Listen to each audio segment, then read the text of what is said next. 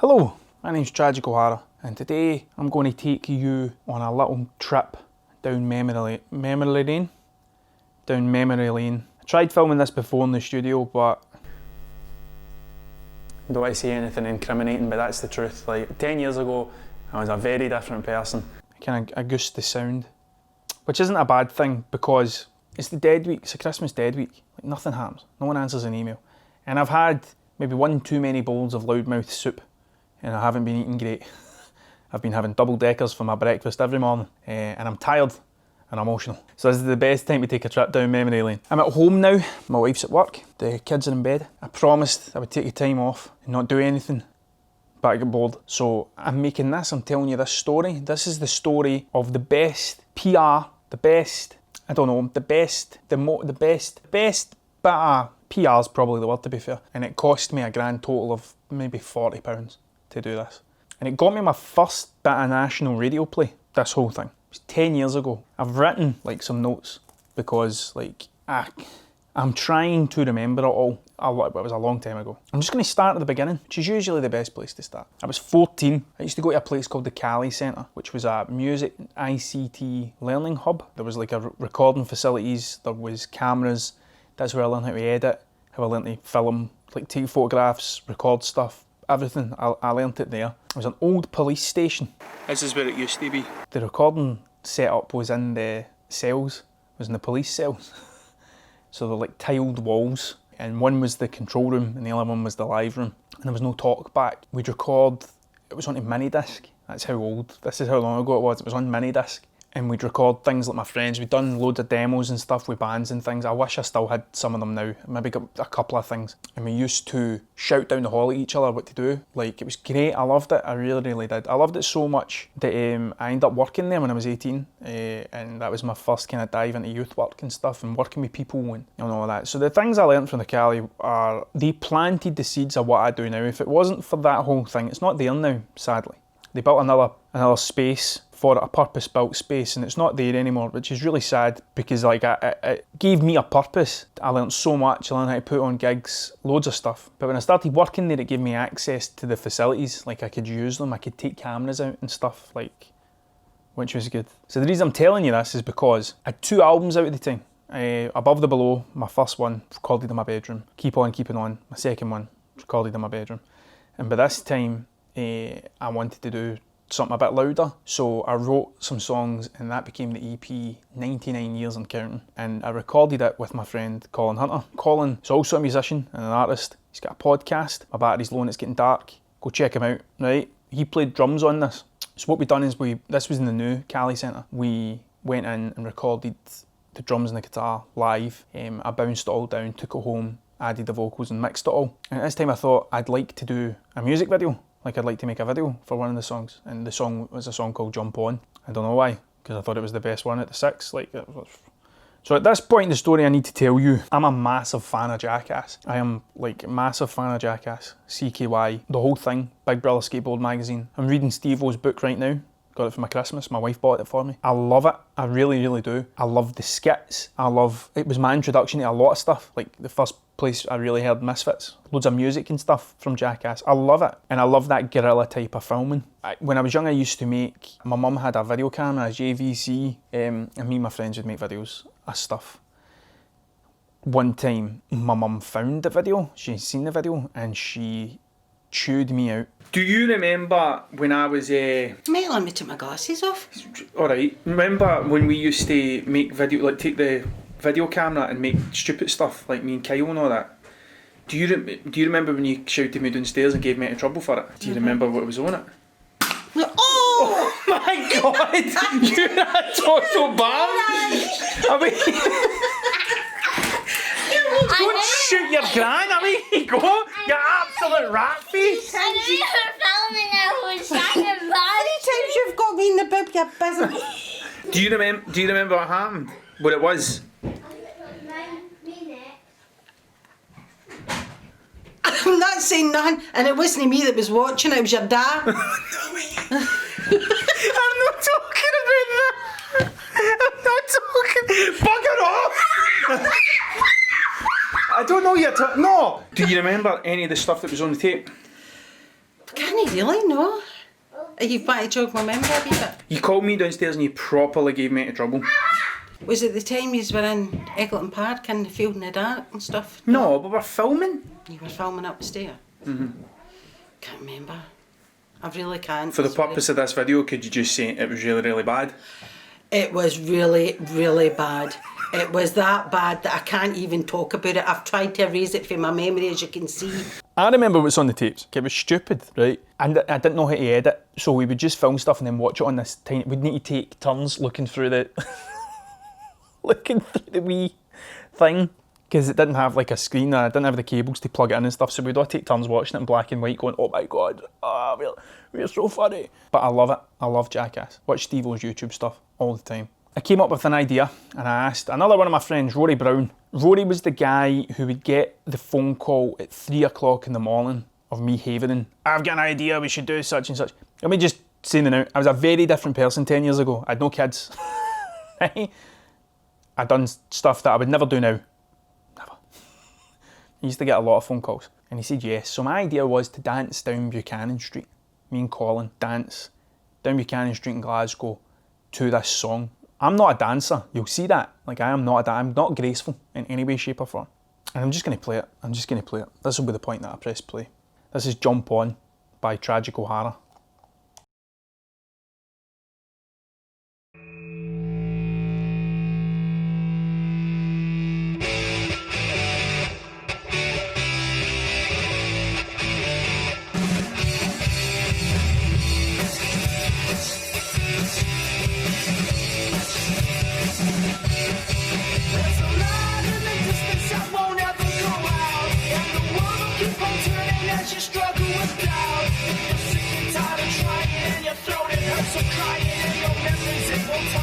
You're too busy dying, oh I can help but your pain, oh I can help but your pain, oh I can help but your pain, oh I can help.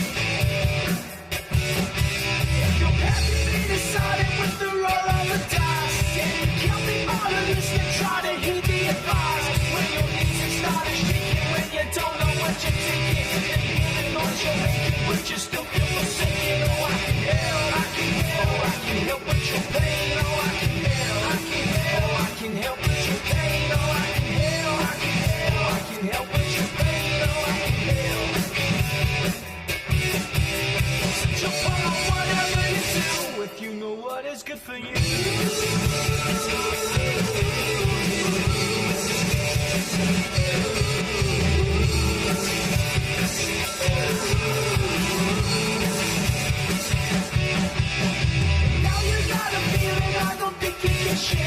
And the dreams you call and calling as you lie away. So give up and put away when you've lost the will for living. You feel too powerless here, and everything's been there. I can help but your pain. Oh, I can help but your pain. Oh, I can help but your pain. Oh, I can help. Set your palm, whatever you do, if you know what is good for you.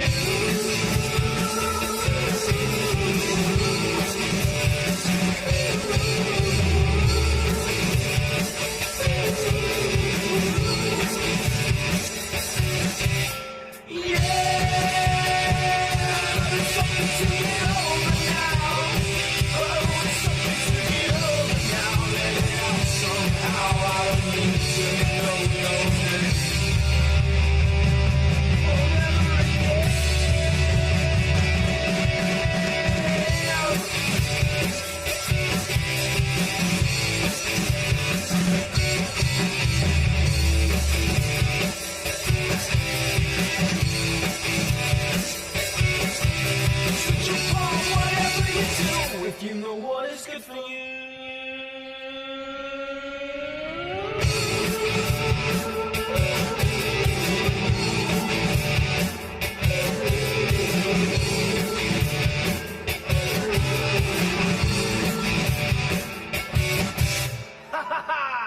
Like, I thought people would see these two folk dancing down Buchanan Street and it would be like, oh my god, no one cared. Like, no one actually Like, totally. In my head, I thought folk were going to like be pure looking. Like, I thought maybe people would shout stuff. I thought maybe a fight would ensue. Nothing. No one cared. No one gave a damn, man. Know what I mean? My favourite bit in that whole video is when see dancing in front of the bus, because what you don't see is the bus driver was taking people's fares. So we were dancing for maybe 2.5 minutes before that guy turned around to even see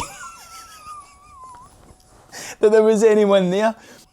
We were like this. Colin had a backpack on the full way through that, because I said what we'll do is we had I think it was Colin's, there was like a 10 watt battery powered orange amp. Just plug our phone into that, play the song, and we can hear it while we're dancing. By the time I got to the bottom of the steps, I think I'd realised that we'd choreographed nothing.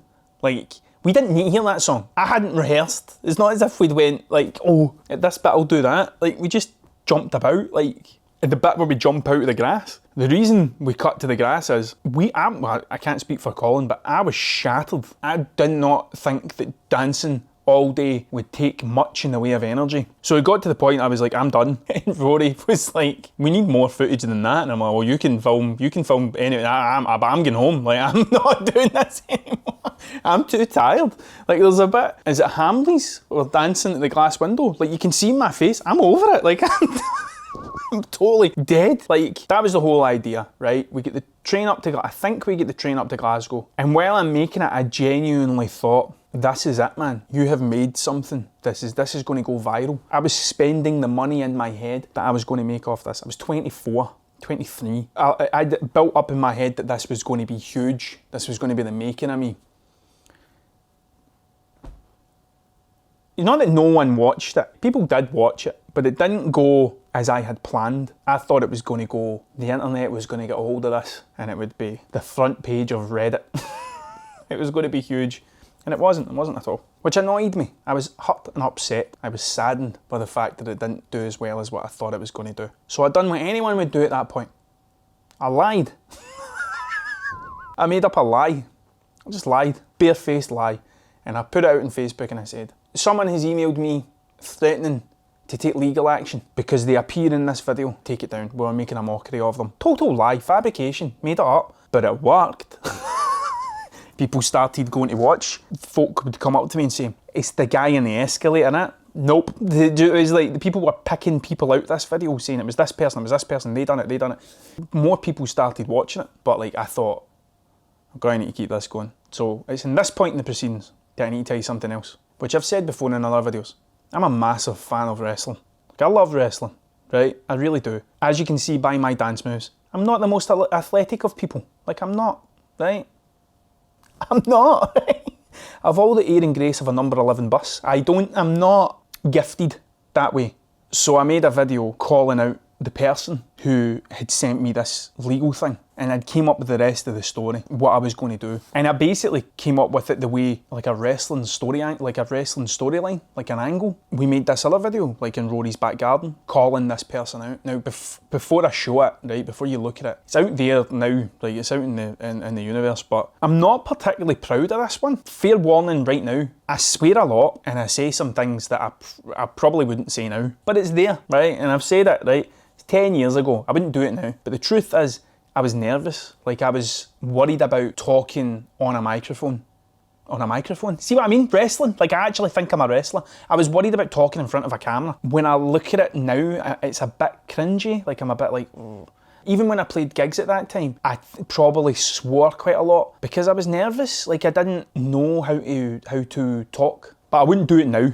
I wouldn't talk like that now because I'm older and wiser. Not that, like, there's anything wrong with swearing. Like, I'm not offended by bad language. I'm not. I was nervous and I thought that swearing would make me look cooler and funnier and stuff. But that was like the first time properly talking on a camera. I don't know. When I look back at it, it's a bit cringy looking at it, I suppose. Basically, I had to keep it going, and I came up with the idea. I wrote the whole thing in my head like a storyline, and I said to Colin and I said to Rory, this is what I think we should do. What do you think? They were like, cool, man, yeah, let's do it. This was my Tea in the Park public announcement, which was called that because I think Tea in the Park was just about to happen. I thought if I put Tea in the Park in it, folk would watch it because they thought, oh, how did he get to play Tea in the Park? He's rubbish. Like, so I thought, I'll let you see it and I'll explain what the angle was. the story. So this is Tragic O'Hara, the Tea in the Park public announcement. Yeah, my name's Tragic O'Hara and I'm at Tea in the Park. As you can see, I've got my tea, I've got my park. You might remember me from some complaints about dancing, but we still have your Strictly Come Dancing, your Dancing in Ice shirt. But it's not right for me to just casually saunter down Buchanan Street dancing. I don't think there was anything sexual. I had a pair of bright pink hot pants, chaps, blonde hair extensions with black through them, dancing about saying I'm a dirty beggar. Dancing down the street with the patented point. I received emails from people who don't agree with the guerrilla way of videoing. I should have got model release forms from what must have been close to 1,000 people walking up and down the street. Waste of fucking time. So no, I'm not about to go and get fucking model release forms from people and all that. So you hit me with the patter of you're going to press legal actions against me. So I've got a wee bit of fucking information for you. I went and I've done this. I can use a computer for other things apart from emailing. This is from the UK Film Council. You do not need to ask passers-by for permission to feature their faces in a film. Full stop. Period. Which is something you're obviously fucking on, mate. From the bbc.co.uk, you've probably heard of them. You know what I mean? Unless you spend all your time on YouTube just rifling through videos to complain about. People in public places and semi-public places cannot expect the same degree of privacy as in their own homes or other sensitive locations. Right, so obviously you don't live in Buchanan Street, so get a fucking grip of yourself. The Photographer's Right website. And it said, it is generally legal to photograph or videotape anything and anyone on any public property. Tragic O'Hara is innocent. Yes, I like to refer to myself in the third person. And what? I have no shame whatsoever. I eBayed it. And do you know what I got? I get that. It's nice, isn't it? There was a special on that week. It was buy one, get one free, mate. 2. Technically I could get rid of this one, but I wouldn't be able to do this to you, mate. But I'll tell you what you can do. You can take see your email, both the emails that you sent me, and you can print them off in some nice paper. So I'll quite gladly put up the £5-6 to get you this lovely gold leaf paper, off-white. But pick a nice font. There's a couple of good websites. Elegant, something with a bit of class, something that you obviously don't fucking have. Just take your email, have a look at it, then just put it in the fucking bin! Because you fucking made me angry. You spend a lot of time coming up with a concept and then some fuckwit poo-poos it. The only person you've humiliated is yourself. You just made yourself look like a fucking dick. And the worst thing is, you're fucking lapping it up. So this is it, do you know what I mean? I'm finished with the whole fucking thing. The only way this is going to get settled, the only fair way this is going to get settled is a dance-off. A dance-off. Email me and we'll meet up and we'll have a fucking dance-off, man. And if I beat you, f**k off. Never email me again, man. Get a fucking grip of yourself and out yourself. Tell people who you are and we'll have a fucking dance-off, man. If you're that f**ked off. A fucking dance-off. That's it. Over and out. So there you go. Not my finest moment, not my finest chat, but it was like being The Rock. Something like that. Like, I love wrestling promos. The funny thing is, I remember telling my guidance teacher when I was in first year, what do you want to be when you grow up? And I said, a wrestler. And he said, you'll probably need a plan B. And I said, no, I won't. He was right. Don't get to watch it as much anymore because one time we used to put it on, Aaron gave me the old Macho Man Randy Savage elbow drop off the couch, and that was it. There was no wrestling played in the house since then because he was too impressionable, just like I was. So that happened. And I don't know who wrote it, but someone wrote a comment, Tragic O'Hara is innocent. We made a Facebook page of this Tragic O'Hara is innocent thing. I knew where it was going. I knew that the person that had complained, that didn't exist, was going to turn out to be Colin. Colin was then eventually going to make a video saying, I didn't know that camera was on. Something ludicrous like that, which makes no sense. But seeing the world of wrestling, that's fine. Rikishi's the person that knocked down Stone Cold. Do you know what I mean? Like, who cares? Who did he do it for? The Rock. So, like, it would have been funny, that was it. It was stringing along. Just like the big turnout was the fact that it never happened. Not like it didn't have to make actual sense. Anyway, the Mark McGee of Gyro Babies and Jackal Trades and You Call That Radio. Go and check Mark out. I've been in his You Call That Radio podcast. I use the Gyro Babies a lot in my videos. Mark's a good guy. And Mark messaged me and said, I want to put on a Tragic O'Hara's Innocent gig. Great. Let's do that. No idea it was a lie. Like, there was no idea. No one knew. It was only me, Colin and Rory that knew this was all made up. I want to put on that gig. I was like, great. Look at his wee face. This is my favourite picture of Mark McGee. Look at him. It's a lovely wee face, isn't it? Craig McGee, who was booking bands at the time, had emailed me and said, I'm going in Radio Scotland and I get to bring 2 tracks in. Can I take Jump On? I'm like, yeah, 100%, right? So off the back of this fabrication, this lie, and these 2 videos, I get my first national airplay on radio, right? I think people asked me and I told them it was Radio 1, maybe. I'm a liar, what can I say? I prefer the story than the truth. So, but it was Radio Scotland, so that got me my first kind of airplay. I'd never had that before. Whatever I'd done had worked. My video that I genuinely thought was going to break down the door and get me a record deal and all this sort of stuff, because I did, obviously. I wouldn't do it if I didn't think that's what I wanted at the time. Don't want anything to do with that now. For me to fabricate that lie and all that, and like that, so far the budget was 2 shots of tequila. Everything else was free. Like, we borrowed the camera, it was just our time. It was just a bunch of guys making something that we thought was funny. That was it. I don't even think, I think I made them pay for their own train fare. Like, it's not like... The turnaround was, I said to Colin, it was like the last track that we play in the set at the Tragic Wara's Innocent gig. You say something to me and walk off and I'll play the last song by myself. Colin stormed off. The next day, we made a video at Colin's house on his webcam, calling me out, saying that I can't believe it's got to this and all this sort of stuff. And it was me, I was the person all along. That all I asked was for you to politely take it down. I had no idea the camera was on. And the sad thing is, I have no idea where that video is. I was so invested in the kayfabe, keeping the kayfabe of this, that I was convinced we had to put it out on another YouTube channel. Or everyone would know, oh, it's not real. Like, I was so invested in it that I thought that was the way to go. And I have no idea what it is. Like, I don't know what channel we put it up on. It's nowhere to be seen. The amount of people that messaged me saying, oh, I knew it was a lie. No, you didn't. No, you didn't. Maybe 1 or 2, but no, you didn't, right? So then we filmed the dance-off, and then we put the EP out. So I'll play the dance-off. Basically, I remixed the track, I remixed Jump On, and we done like a dance-off. We filmed it round the back of the Cali Centre, in like the car park. Again, it wasn't choreographed, it was just us kind of faffing about, but it was a good laugh. And we put that out, and that was like, and then the EP came out. It was like, here you go, you can get the EP and stuff. So I'll play it. So this is the dance-off. This is what it all culminated into, this whole wrestling story, this whole story arc.